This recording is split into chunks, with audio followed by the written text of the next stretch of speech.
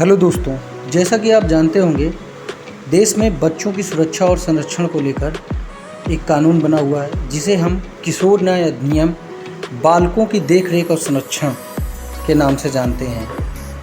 अभी तक ये एक्ट किशोर न्याय बालकों की देखरेख और संरक्षण 2015 के नाम से जाना जाता है। हाल ही में भारत सरकार द्वारा कैबिनेट में मंजूरी और माननीय राष्ट्रपति के संस्तुति के उपरांत 9 अगस्त 2021 को इस एक्ट में संशोधन किया गया है। इस एक्ट को किशोर न्याय बालकों की देखरेख संरक्षण संशोधित अधिनियम 2021 के नाम से जाना जाएगा।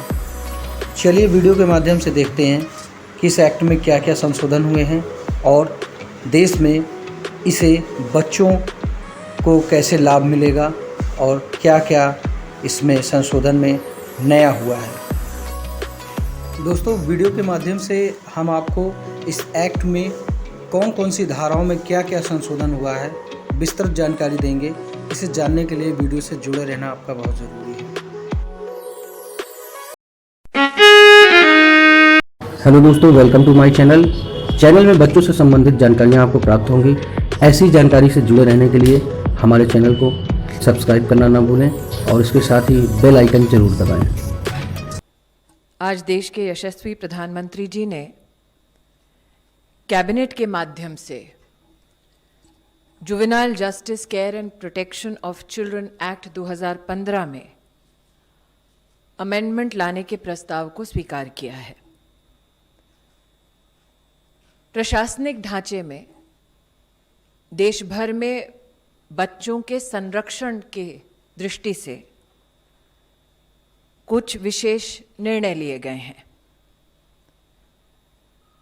हर जिले में अब डिस्ट्रिक्ट मैजिस्ट्रेट, जिसमें एडिशनल डिस्ट्रिक्ट मैजिस्ट्रेट भी सम्मिलित होंगे, उनको अब अधिकार दिया जाएगा कि जो एजेंसीज जे एक्ट की इम्प्लीमेंटेशन के लिए जिम्मेदार हैं उनकी फंक्शंस को मॉनिटर करे डिस्ट्रिक्ट मैजिस्ट्रेट।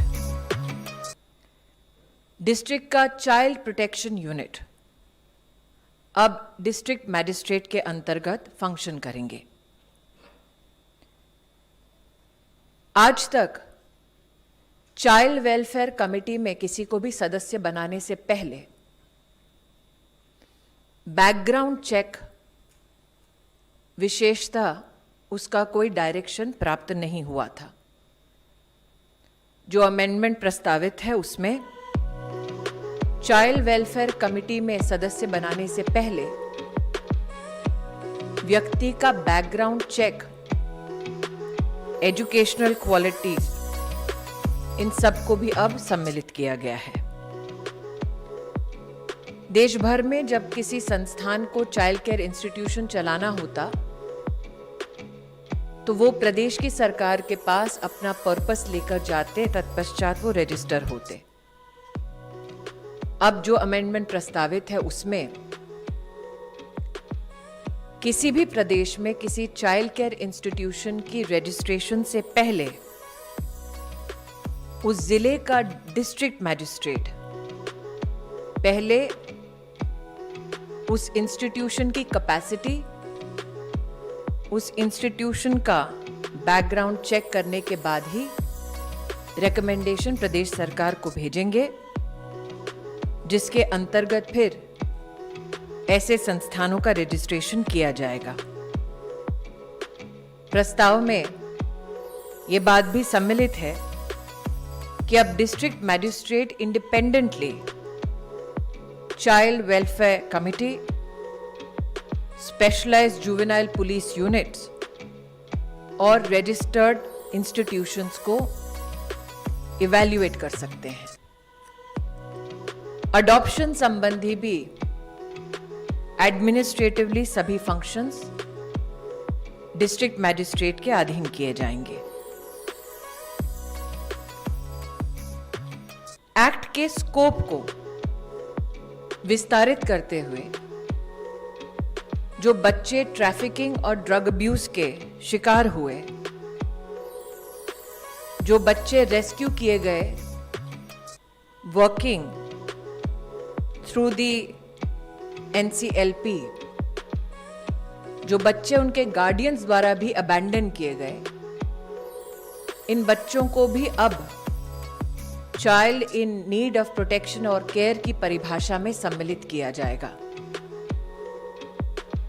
हर जिले में डिस्ट्रिक्ट मैजिस्ट्रेट के अंतर्गत विशेष प्रावधान किया जाएगा, जिसके अंतर्गत बच्चों को अगर उनके परिवारों के साथ रिस्टोर किया गया है, रनअवे बच्चे हैं अथवा अगर बच्चे मृत पाए गए, ऐसी सर्कमस्टेंसेस में ये सारा डेटा डिस्ट्रिक्ट मैजिस्ट्रेट के अधिकार में आएगा, जो क्यूमुलेट होकर प्रदेश की सरकारों के साथ प्रॉपर आइडेंटिफिकेशन, इवैल्यूएशन के लिए प्रस्तुत किया जाएगा। जैसा कि मैंने कहा, district magistrate including additional district magistrate अब अडॉप्शन केसेस भी डिसाइड कर पाएंगे, और अगर किसी को अपील करनी हो तो वो डिविजनल कमिश्नर के लेवल पर अपील कर सकते हैं। लास्टली,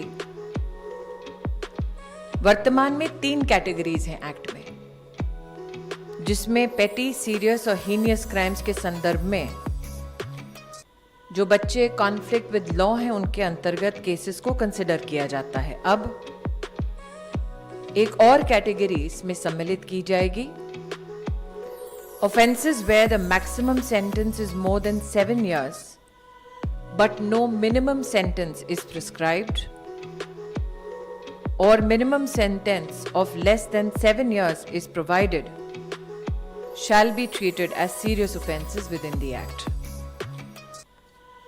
हमारी ये कोशिश है कि प्रदेश सरकारों, सिविल सोसाइटी मेंबर्स के साथ चर्चा करने के बाद जो अमेंडमेंट प्रस्तावित है, उसकी वजह से जिलावार, प्रदेशवार बच्चों को संरक्षित करने में यह कानून कारगर साबित होगा। दोस्तों, आपको बता दें, इस वीडियो को बनाने में काफ़ी सूझबूझ और जानकारों की मदद ली गई है।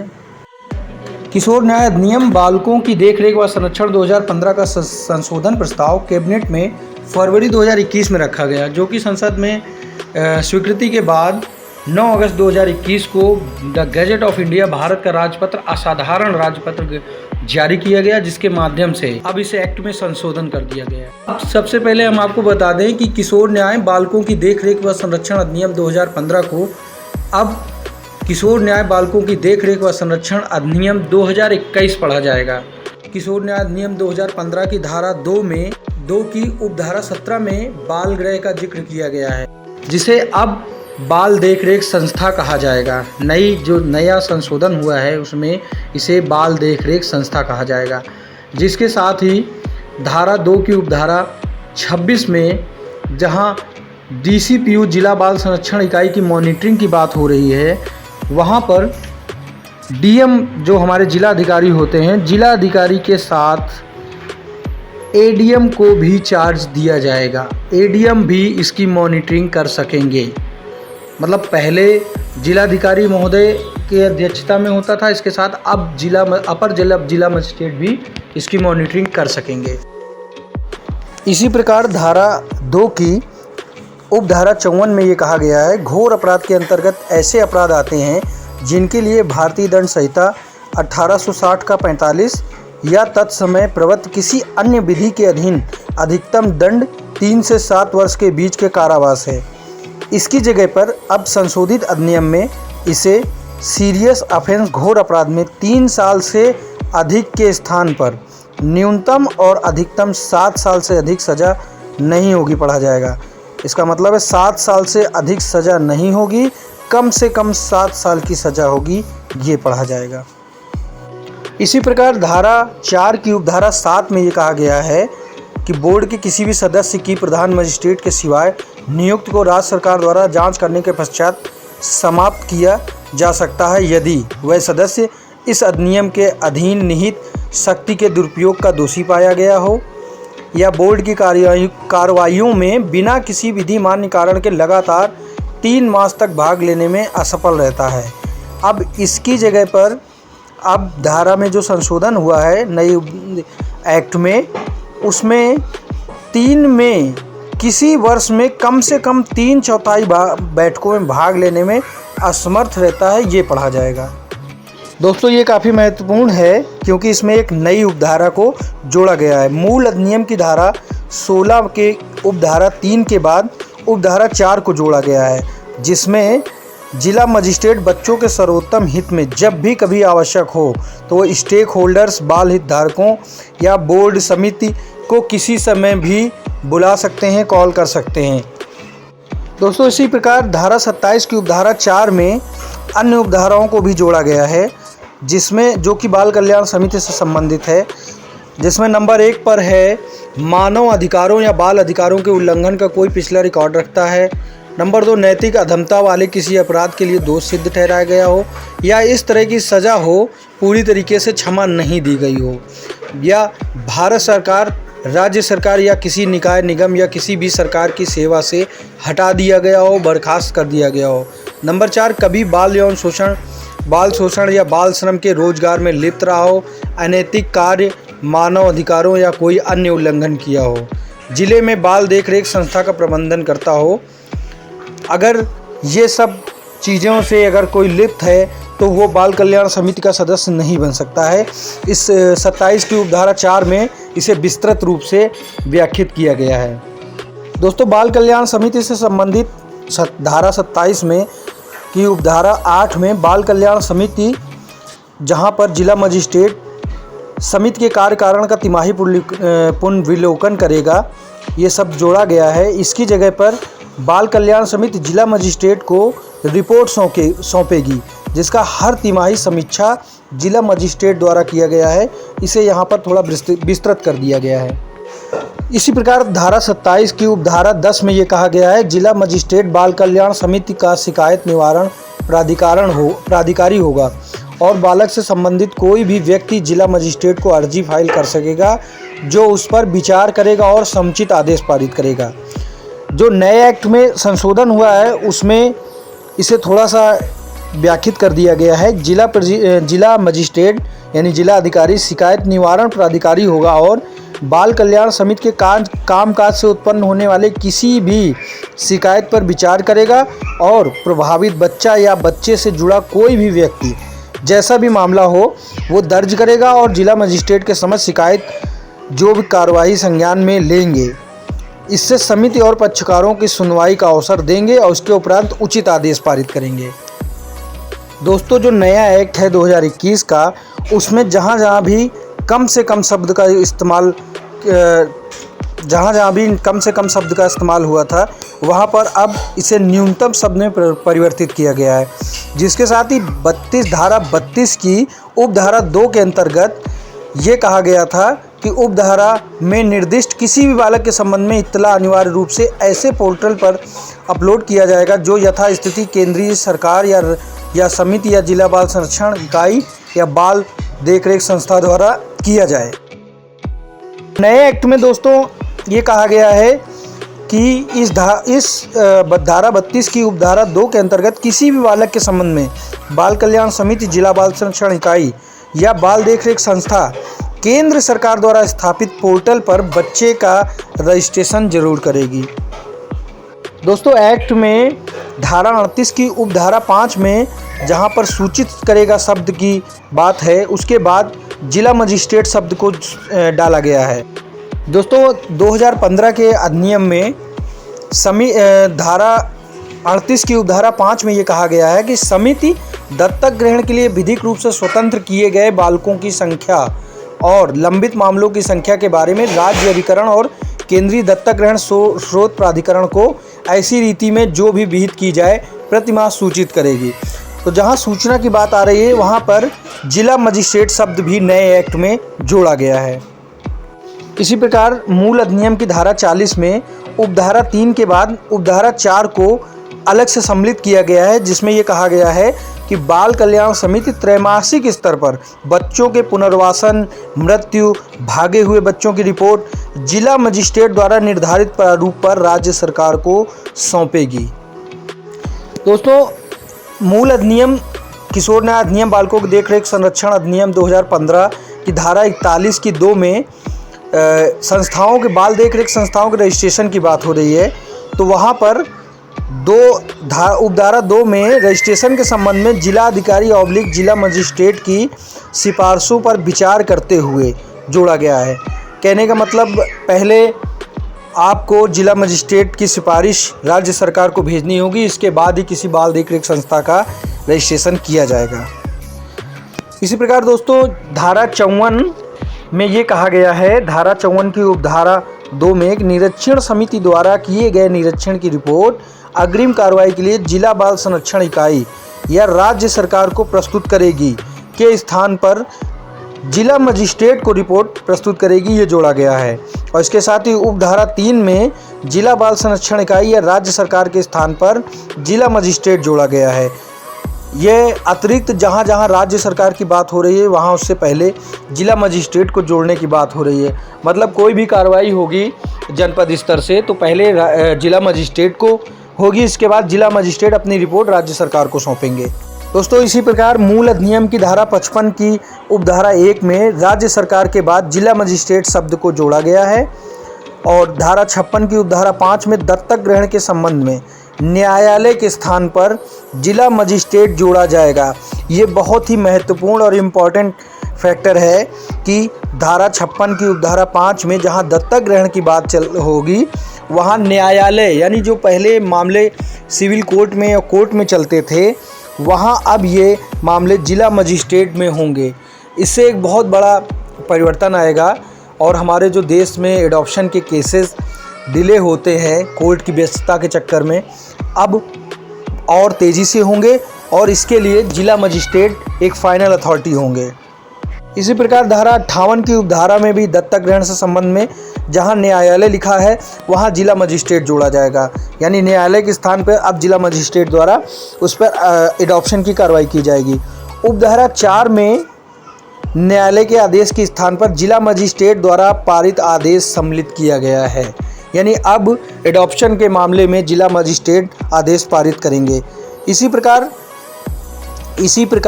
धारा 58 के बाद धारा 59 की उपधारा 7 में दत्तक ग्रहण के संबंध में जहां आवेदन की बात है वहां न्यायालय के स्थान पर जिला मजिस्ट्रेट जोड़ा जाएगा। यानी पूरे एक्ट में ये एक बड़ा संशोधन है कि बच्चों के जो दत्तक ग्रहण के मामले थे वो न्यायालय के स्थान पर अब जिला मजिस्ट्रेट की कोर्ट में जाएंगे। धारा 59 की उपधारा 8 में न्यायालय के आदेश के स्थान पर जिला मजिस्ट्रेट सम्मिलित किया गया है। धारा 60 की उपधारा में भी दत्तक ग्रहण के संबंध में आदेश जारी करने से पहले न्यायालय के स्थान पर जिला मजिस्ट्रेट जोड़ा जाएगा। धारा 61 में दत्तक ग्रहण के प्रतिफल स्वरूप संदाय के विरुद्ध न्यायालय की प्रक्रिया और शास्ति के स्थान पर गोद लेने की कार्यवाही के निपटान के लिए प्रक्रिया पढ़ा जाएगा। यानी दत्तक ग्रहण का मामला जहां पर आ रहा है वहां धारा 60-61 में ये परिवर्तन किया गया है। इसे गोद लेने की कार्यवाही के निपटान के लिए प्रक्रिया शब्द का इस्तेमाल किया जाएगा। धारा 61 की उपधारा 1 में न्यायालय के स्थान पर जिला मजिस्ट्रेट जोड़ा जाएगा। उपधारा 2 में जिला न्यायालय के स्थान पर जिला मजिस्ट्रेट जोड़ा जाएगा। इसी प्रकार धारा 63 में दत्तक ग्रहण का प्रभाव, जहां दत्तक ग्रहण का प्रभाव की बात है, प्रभाव में न्यायालय के स्थान पर जिला मजिस्ट्रेट शब्द जोड़ा जाएगा। धारा 64 में भी इसी प्रकार न्यायालय के स्थान पर मजिस्ट्रेट शब्द जोड़ा गया है। धारा 65 की उपधारा 4 में दत्तक ग्रहण इकाई के संबंध में न्यायालय के स्थान पर जिला मजिस्ट्रेट जोड़ा गया है। यानी पूरे एक्ट में जो भी संशोधन हुआ है उसमें सबसे बड़ा ये संशोधन है कि जहाँ जहाँ न्यायालय की बात हो रही दत्तक ग्रहण के संबंध में वहाँ अब जिला मजिस्ट्रेट पढ़ा जाएगा या जिला मजिस्ट्रेट जोड़ा जाएगा। यानी दत्तक ग्रहण से संबंधित जो भी कार्रवाई होगी अब जिला मजिस्ट्रेट के द्वारा की जाएगी। इसी प्रकार धारा 74 की उपधारा में पुलिस चरित्र सत्यापन, पुलिस चरित्र प्रमाण पत्र प्रायोजन के लिए या अन्यथा बालक के किसी भी अभिलेख का ऐसे मामलों में प्रकटन नहीं करेंगे, यह मामला बंद किया जाए, छुपा हो या निपटारा किया जा चुका हो। यानी धारा 74 में की उपधारा 2 में ये कहा जा रहा है कि अगर किसी भी बालक या किसी भी व्यक्ति जो भी किशोर न्याय अधिनियम में पहले किसी प्रयोजन से किसी अपराध में लिप्त रहा हो या कोई ऐसा मामला रहा हो उस बच्चे के साथ, तो उसका मामला पूरी तरीके से छुपाया जाएगा और उसको जिसका मामला निपटाया जा चुका है उस पर लंबित मामले या मामले जो भी हो प्रतिस्थापित किया जाएगा अथवा जोड़ा जाएगा। धारा 86 की उपधारा 3 के बाद उपधारा 4 जोड़ी गई है, जिसमें ये कहा गया है कि दंड प्रक्रिया संहिता 1973, बाल अधिकार संरक्षण आयोग अधिनियम 2005 या यौन अपराध अधिनियम 2012 में चिल्ड्रन कोर्ट में किसी भी अपराध पर विचारणीय होंगे। धारा 27 में स्पष्टीकरण के अंतर्गत धारा के प्रयोजनों के लिए अभिव्यक्ति दुष्प्रेरण इसका वही अर्थ होगा जो भारतीय दंड संहिता की धारा 107 में दिया गया है। दोस्तों, मूल अधिनियम 2015 की धारा 101 में उपधारा 1 से 5 के अतिरिक्त उपधारा 6 और 7 अलग से जोड़ा गया है, जिसमें उपधारा 6 में जिला मजिस्ट्रेट द्वारा एडॉप्शन के संबंध में आदेश पारित करने के 30 दिवस के भीतर आपत्ति होने पर मंडलीय आयोग के समक्ष अपील दायर कर सकते हैं। इसी प्रकार उपधारा 7 के अंतर्गत उपधारा 6 के तहत दायर की गई प्रत्येक अपील का निर्णय इस प्रकार लिया जाएगा कि यथासंभव शीघ्रता से इसका निपटारा अपील दायर करने की तारीख से 4 सप्ताह के भीतर कर दिया जाए। इसके साथ ही जहां कोई मंडलीय आयुक्त नहीं है वहां राज्य सरकार या संघ राज्य क्षेत्र प्रशासन जैसा भी हो अधिसूचना के द्वारा मंडल में आयुक्त रैंक के समकक्ष अधिकारी को अपील पर फैसला करने के लिए नामित कर सकेंगे। दोस्तों, इसी प्रकार मूल अधिनियम की धारा 110 की उपधारा 2 के एक अतिरिक्त उपधारा जोड़ी गई है, जिसके तहत अधिनियम की धारा 27 की उपधारा 8 में बाल कल्याण समिति जिला मजिस्ट्रेट को रिपोर्ट सौंपेगी। इस प्रकार मूल अधिनियम की धारा 110 की उपधारा 2 के 22 के बाद एक और उपधारा जोड़ी गई, जिसके तहत अधिनियम की धारा 40 की उपधारा 4 में पुनर्वासित मृत व भागे हुए बच्चों के संबंध में त्रैमासिक रिपोर्ट का प्रारूप की बात कही गई है। दोस्तों, इस वीडियो में 2015 के एक्ट में जो भी प्रावधान थे और 2021 में जो भी संशोधन हुआ उसका विस्तृत जानकारी दी गई, जिसके साथ ही इसमें काफ़ी महत्वपूर्ण चीज़ें हुई हैं। जो जिला मजिस्ट्रेट शब्द जोड़ा गया है वो बहुत ही महत्वपूर्ण है कि दत्तक ग्रहण के मामलों में सबसे ज़्यादा मामले लंबित रहते थे, लेकिन अब जिला मजिस्ट्रेट के हाथ में कार्रवाई होगी तो मामलों का निस्तारण शीघ्र होगा और काफ़ी अनाथ बच्चों को उनके घर उनका आसरा उनके नए माता पिता मिल सकेंगे। इस तरह से तमाम धाराएं ऐसी हैं जिसमें कुछ संशोधन ऐसे महत्वपूर्ण संशोधन किए गए हैं जो किसी न किसी रूप में किसी ज़रूरतमंद बच्चे को लाभ पहुंचाएंगे। तो मेरी आपसे अपील है कि इस एक्ट में जो भी संशोधन हुआ है उसे पूरा वीडियो ध्यान से देखते हुए लोगों तक शेयर करें, और आपके द्वारा शेयर करने से हो सकता है कि जानकारी लोगों तक पहुंचे और इस एक्ट का सही इम्प्लीमेंट हो सके, लोग जागरूक रह सकें। सभी लोगों को धन्यवाद। Thanks for watching.